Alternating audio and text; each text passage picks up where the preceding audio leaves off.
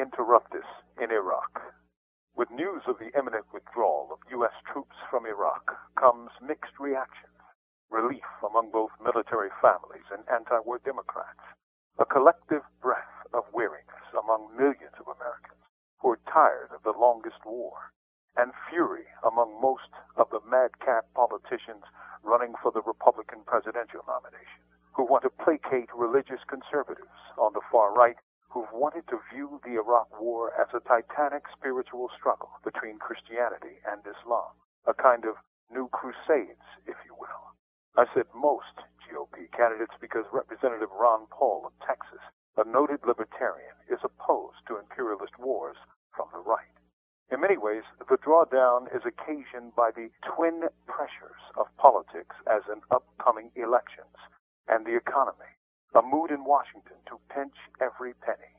Lost in American reporting, however, is the obscene cost borne by Iraqis during this decade of war.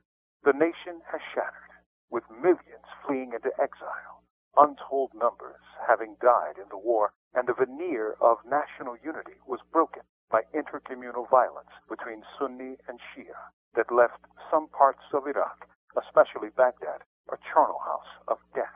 The present U.S.-supported state is remarkable mostly for its corruption, and any rap about democracy in Iraq is but empty rhetoric.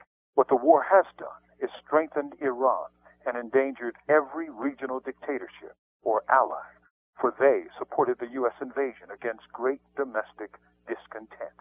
But the real reason the U.S. pulled the plug is the Iraqi government could not bring itself to sign a status of force agreement between the two governments that would have granted immunity to U.S. soldiers.